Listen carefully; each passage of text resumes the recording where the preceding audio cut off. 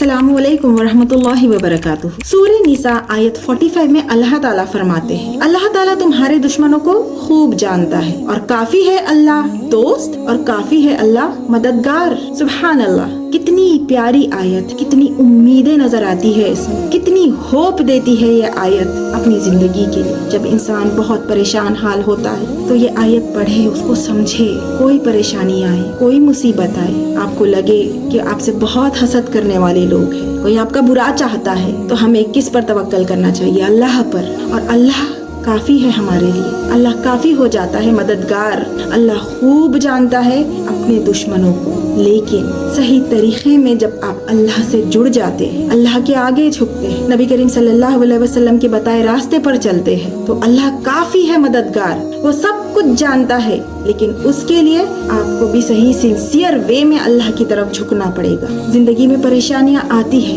ये आयत हमें उम्मीद देती है, हमें स्ट्रॉन्ग बनाती है कि परेशान ना हो। जब इंसान दीन इस्लाम पर चलता है, दीन पर चलकर अपनी जिंदगी गुजारता है, उसके सामने बहुत सारे चैलेंजेस आते हैं, वो परेशान भी होता है। लेकिन जब हमने अल्लाह को अपना दोस्त बना लिया, अल्लाह को अपना मददगार बना लिया, फिर किस बात का डर है? हम अपना काम करते चले जाए सिंसियरली और अल्लाह अपना काम जरूर करेगा। जब हम परेशान होते हैं तो सोचे अल्लाह ताला ने ये पूरा का पूरा कुरान हमें दिया, इसलिए हमें उसे पढ़ना चाहिए, समझना चाहिए और मोस्ट इम्पोर्टेंट अमल करना चाहिए। So, knowledge, understanding and application, all three are important। और सबसे बड़ी बात, अगर आप उस पे अमल ही ना करें तो फिर फायदा किसी चीज का नहीं। कुछ लोग अपने नफ्स के हिसाब से अपनी चीजों को चुनते हैं और उस पे अमल करते हैं, तो कुरान पिक एंड चूज नहीं है। जो चीज उन्हें नहीं समझ आती उस पर अमल नहीं करते, तो ये गलत बात है। कुछ लोग होते हैं जो नमाजों में आगे होंगे, इबादतों में आगे होंगे, हर चीज में आगे होंगे,